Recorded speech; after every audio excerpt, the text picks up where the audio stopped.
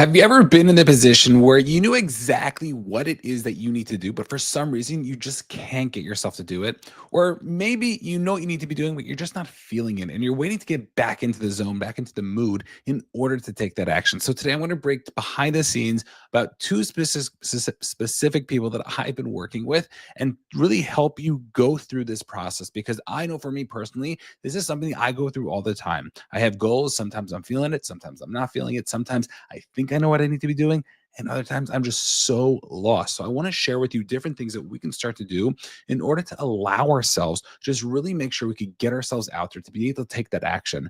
Because what we're going to see is that regardless of how we're feeling and regardless of what's going on the external, we have to be able to take the action in order to see that success. And what's interesting is like when I wake up in the morning early and and I'm exhausted and I want to go back to sleep and I pull myself out of bed and I'm able to get myself up and I'm able to go to the bathroom and I'm able to, get dressed and go downstairs and, get a cold cup of water to like try to wake myself up. And I start to like do the things that I need to be doing in the morning and go through my morning routine.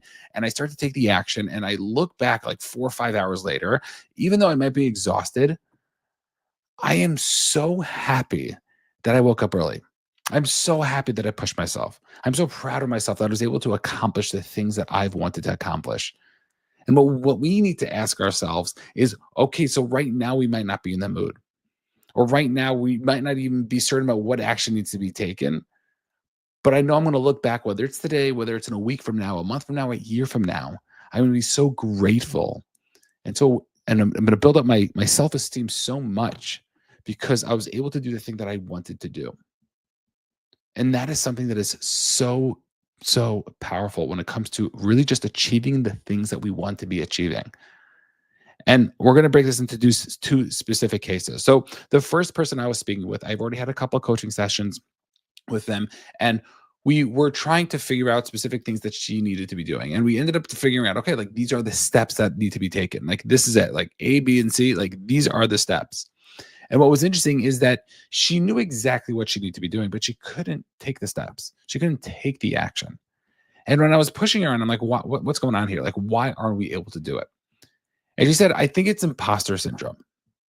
The feeling of I'm not capable. I'm not able to really do this thing. I know what steps I need to be taking. I know I need to reach out to certain people and I just can't get myself to it because that's not who I am.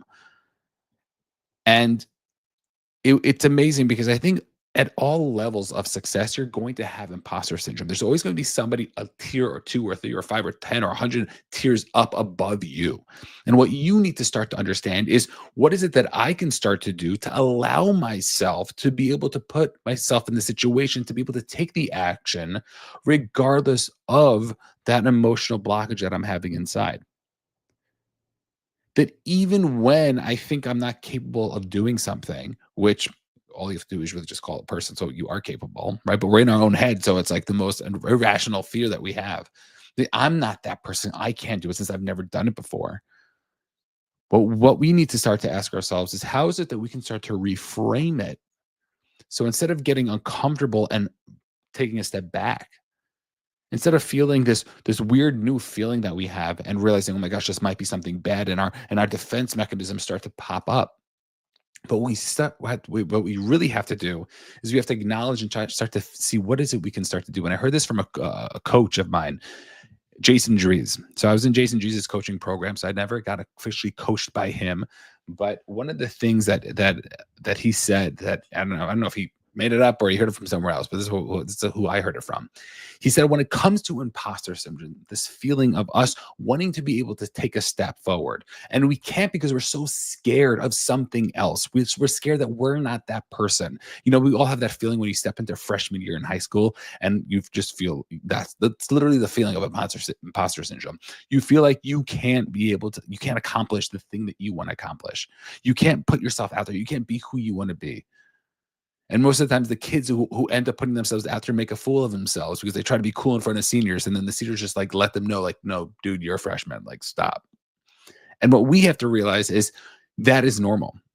And what we have to do is we have to start to take action. We have to take some short action, small action in order to get ourselves into that position. But guess what? Just like when we were freshmen and we felt like everything was not possible. And then we get into become a senior, and then all of a sudden we look back and we're like, oh my gosh, I was a freshman. I was so small.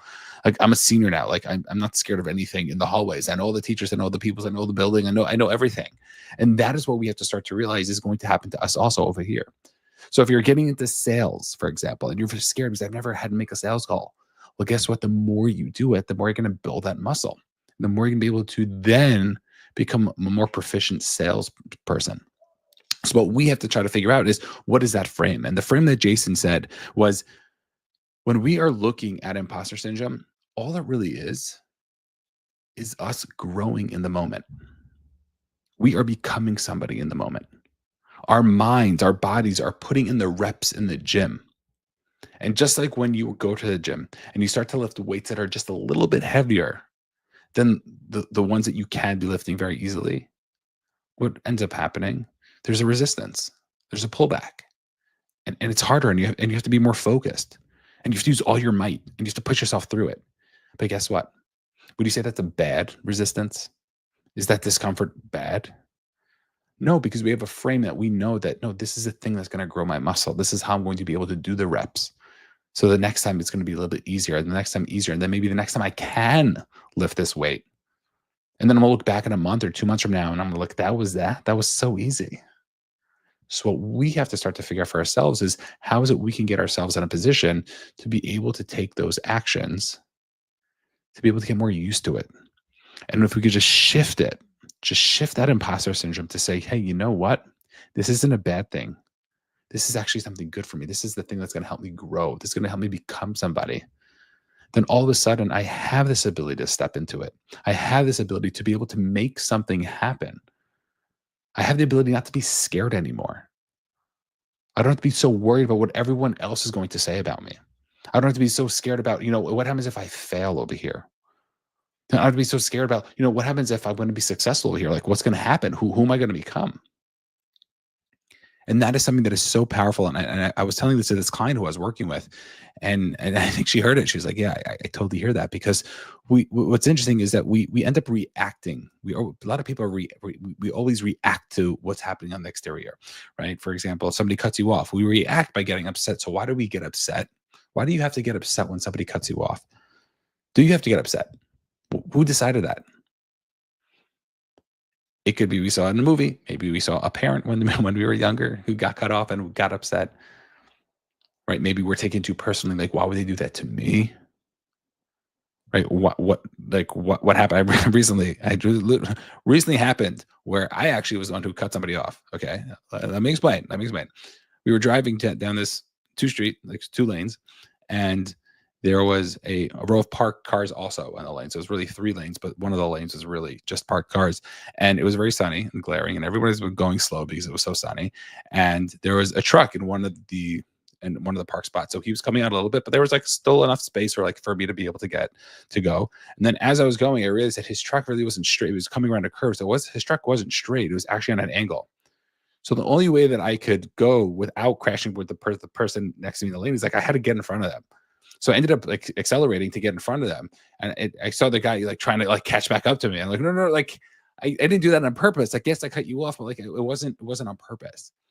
And what we have to realize is that sometimes maybe they're not doing it to us. Maybe that person's in a rush. Maybe that person had a truck or something else in their lane that they didn't mean to do it to you. And what we have to realize for ourselves is, how is it we are going to react to it? Because that is what we do have control. We might not have control about how other people are going to do things. And I think this is like one of the tricks of life. It's like, when things happen, how are you going to react? Because you can react negatively or positively. And that's really a decision we're making. And it's a decision we're trained on from a young age. So how is it we're going to be able to do that? And I think that's something that comes out so powerfully when we're working on ourselves and we're looking to do the things that we want to be doing. So this one really wanted to take the action. She really wanted to be able to do the thing that she wanted, but for some reason she just couldn't. She was just so held back. And really just asking that question of, how can I switch this frame to make it more positive so I can take the action? So now it's, instead of like, oh, this thing is scary, it's like, I can't wait to do this thing. I can't wait to get to the gym so I can start to become successful in that area. The second person I was speaking with knew exactly what he needed to do. However, he just wasn't feeling it. Like, you know, those days where you wake up, you're just like, yeah, not today. It's just not going to happen. Or, you know, it could be a time, maybe you're too tired. Maybe, you know, maybe coming recovering from like a sickness or something. But for some reason, you're just like, I can't. Like, not today. It's like, I know sometimes it's like a parent. You're like, can I just get a day off? No, you don't. You don't get a day off. Like, you have to be on. Like, I'm really exhausted. It's like, sorry, like you're still a dad today. You can't move that one. And what we have to try to figure for ourselves is when those moments happen, what is it we're supposed to be doing? Like, like realistically, okay, like, you're not in the mood, you're not in the zone. What am I supposed to be doing? And what we have to realize is that many times when we're in this moment, we're also we're also training ourselves. And what we have to realize is maybe when we're younger and we're not thinking about this, what ends up happening on those days is like we'll sleep till like 12, 1 o'clock in the afternoon. Right. We'll just binge, I don't know, we'll just binge a series on Netflix or something. But what we have to realize is that we're then training our bodies to react a certain way. So when we want to take certain actions and we're just not feeling it, how is it we're supposed to be able to take those actions? And what we have to realize is that it's a muscle that we have to build, that even when I'm not feeling it, I still do the work. Because guess what? The work doesn't care how you're feeling, right? The work doesn't care that I'm tired. The work doesn't care that, you know what, somebody yelled at me. And what we have to start to figure out for ourselves is what is it I can start to do to be able to take that action without relying on my emotional state to be the one that's going to dictate on how I take the action. And for so many of us, we allow our emotions to really take the driving wheel, to take the wheel. And what we have to realize is like, no, like I have to be the one. If I'm not the one who's driving, I don't want my emotions to drive, because on the days that I'm feeling great, it's going to be amazing. But then the days that I'm just off, like that's going to be a big issue. So when we ask ourselves, what is it we need to be doing? How is it we're supposed to get ourselves in a position to be able to just move forward, to be able to make just things happen? Is we have to start to train ourselves that even during the days or the times of the day, because it could be like I want to wake up early in the morning, when you're not feeling it, you still have to take that action. And even if it's not going to be the same amount of action as it would normally be just in the beginning, it's what is that small thing I can start to do? And when I was speaking to this client and we were getting off the call, and I'm like, okay, let's challenge ourselves. Let's push ourselves just a little bit during this time when we're really not feeling something, to take some small action. So what we're going to inherently do is to build that muscle. So when we're not feeling it, we can still move forward with the thing that we want to be doing. And I asked him, like, what are the things I could do? He's like, I could probably like text that person, and I could probably like reach out to that person. And there's another person I could probably reach out to. And like these are all people who've been wanting to reach out for like 2 or 3 weeks already that he's been pushing off. And it was fascinating. I'm like, okay, we have 3 minutes. Like let's do it. And he ended up texting all these people. He ended up getting a meeting set for like in 2 days from the time we had the call. Right? He was able to set up a call to like be able to set up another call. Like he was able to do so much, and it only took 3 minutes, literally 3 minutes for him to just be able to send out these texts. And that is like a massive win for him, just on a normal day, but especially on a day that he wasn't feeling it. And if we can start to put ourselves in a position of, hey, you know what? Just because I'm not feeling it, just because it's uncomfortable, doesn't mean I can't take the action, because those days are going to happen. There's going to be times, whether it's something physically happening to us, something emotionally, spiritually, whatever it might be, something is going to be happening to us, and we're not going to be in the mood. We're not going to be in the zone. And if we can start to get ourselves to be put in a position where, hey, you know what? I want to be doing X, Y, and Z. I want to be able to take on all these different parts to my success and to my career and to my goals that I want to be achieving. Then all of a sudden we have such an ability to be able to move forward in this direction, to be able to make things happen. So ask yourself, what are the small things? Break into smaller goals. What is it I can start to do to allow myself to start to see that success? Because the more I can do that, then the more I have the ability to be able to take the action and to do the things that I want to be doing. Because for so many people, they are just letting their emotions control them. And it's not fair. Because if you're not on your game, then you're off your game. You're either on or off. Like that's it. There's like no middle ground. It's like I'm really feeling it, or I'm really not feeling it, but like I need to take action. And we all know when you're not feeling it and you start to take the action, then your body starts to get into it and action breeds action and you could just bounce back. I'm telling you, it's so powerful with how this stuff works. And too many times we're allowing that emotional feeling to control us and to drive the car. And what we have to realize is like, no, I'm the one in control. This is my life. I'm going to look back and I'm going to have to like look at my life. My emotions won't be able to, right? He's not going to be the one who's going to be upset. Right. He it's the emotion. He doesn't like, he feels a lot, but guess what? He's not feeling, or he's not like concentrating on like what's really going on here. And I think that's something that happens to so many people. So ask yourself, what is the thing that's holding you back? Is it imposter syndrome? Is it something emotional or mental? I would say that we have to reframe it and just look at it as a different perspective. Or is it something that, you know what? No, like regardless of what's going on, I still have to be able to take the action. I have to do the thing. I have to build the muscle that even when I'm not in the mood, that's going to be the thing that's going to be able to help me move forward.